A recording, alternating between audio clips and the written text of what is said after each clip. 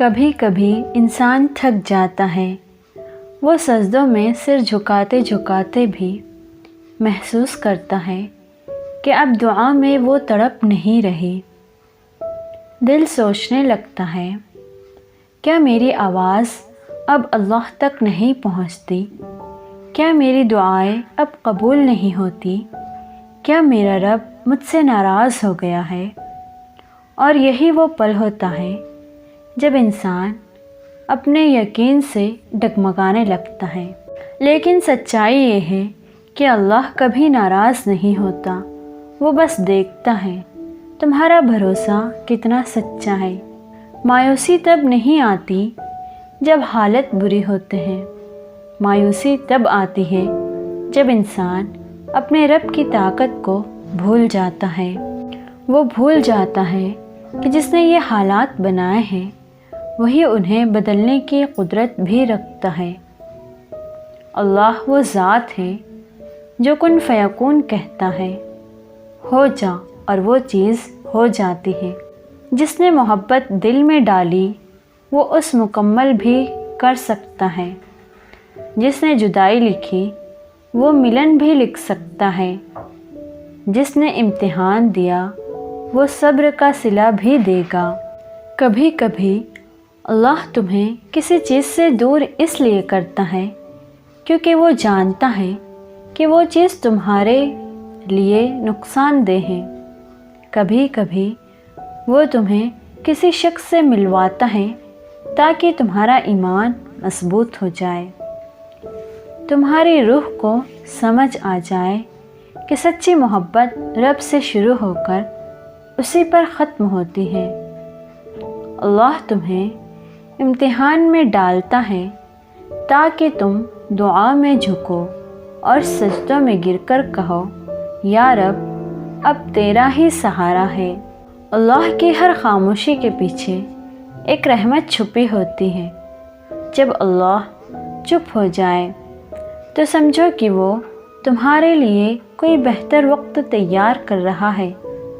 وہ دیکھتا ہے کہ تم کتنی دیر تک صبر کرتے ہو، کتنی دیر تک سجدوں میں روتے ہو، اور کتنا یقین رکھتے ہو اس ذات پر جو تمہارے دل کی ہر دھڑکن سے واقف ہے۔ تمہارا ہر آنسو گواہ ہے کہ تم اب بھی اس سے امید لگائے بیٹھے ہو۔ اور اللہ قرآن میں فرماتا ہے، جس کا ترجمہ ہے، اور کبھی مایوس مت ہو کیونکہ اللہ کی رحمت سے وہی لوگ مایوس ہوتے ہیں جو کافر ہیں۔ کبھی تم نے غور کیا ہے کہ دعا کرنے کے بعد کچھ چھوٹی چھوٹی نشانیاں ظاہر ہوتی ہیں؟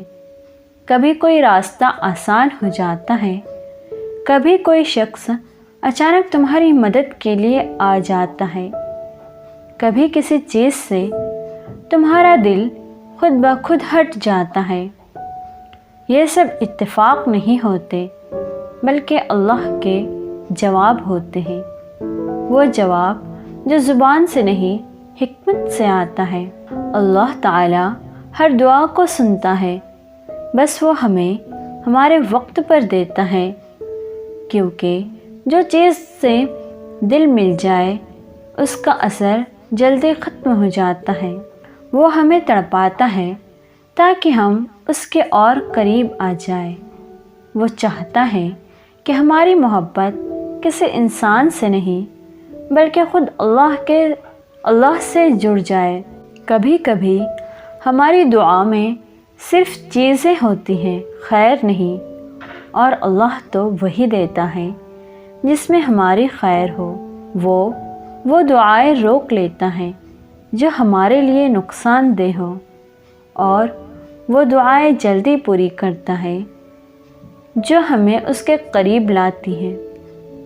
اس لیے جب دعا قبول نہ ہو تو یہ مت سمجھنا کہ اللہ نے انکار کر دیا، بلکہ سمجھنا کہ اس نے انتظار لکھا ہے۔ انتظار کا مطلب ہے دیر نہیں ہوتی، انتظار کا مطلب ہے ابھی نہیں لیکن ضرور۔ وہ تمہارے لیے وہی چیز لائے گا جب تمہارا دل اور حالات دونوں اس کے لائق ہو جائے۔ جو شخص تمہارے نصیب میں لکھا ہے وہ کسی نہ کسی موڑ پر ضرور لوٹے گا، لیکن تب جب تمہارا دل پہلے اللہ سے بھر جائے گا، کیونکہ رب کبھی ادھوری محبت نہیں دیتا، وہ یا تو مکمل کرتا ہے یا اس سے بہتر کسی کو بھیجتا ہے۔ جو کچھ کھو گیا ہے اسے بھولنا نہیں بلکہ اسے سبق بنا لینا، کیونکہ اللہ کبھی کچھ نہیں چھینتا، وہ بس بدلے میں بہتر دیتا ہے، اور جب وہ بہتر دیتا ہے تو تمہارا دل خود کہہ اٹھتا ہے، یا اللہ اگر یہ تو نے پہلے دکھا دیا ہوتا تو میں کبھی روتا ہی نہیں۔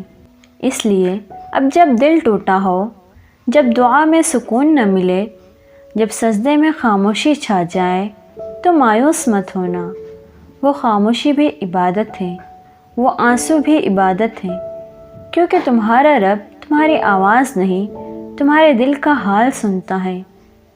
اللہ کے فیصلے میں کبھی غلطی نہیں ہوتی، وہ جس وقت تمہیں روک رہا ہے وہ اصل میں تمہیں تیار کر رہا ہے، اور جب وہ دے گا تو اتنا دے گا کہ تمہارا سارا انتظار مکمل عبادت بن جائے گا۔ اس لیے صبر کو پکڑ لو، کیونکہ صبر صرف چپ رہنا نہیں، صبر کا مطلب ہے اللہ پر یقین رکھنا، یہ جاننا کہ جو میرا ہے وہ مجھے کسی اور کا ہو کر بھی نہیں چھوڑ سکتا۔ آخر میں بس اتنا یاد رکھنا، وقت سے پہلے کچھ نہیں ملتا، اور جو تمہارا ہے وہ وقت آنے پر تمہیں ڈھونڈ لے گا۔ اس لیے اب تھکو مت، رکو مت، بس چلتے رہو، کیونکہ اللہ تمہارے ساتھ ہیں، اور جب اللہ ساتھ ہو تو دیر بھی رحمت بن جاتی ہے۔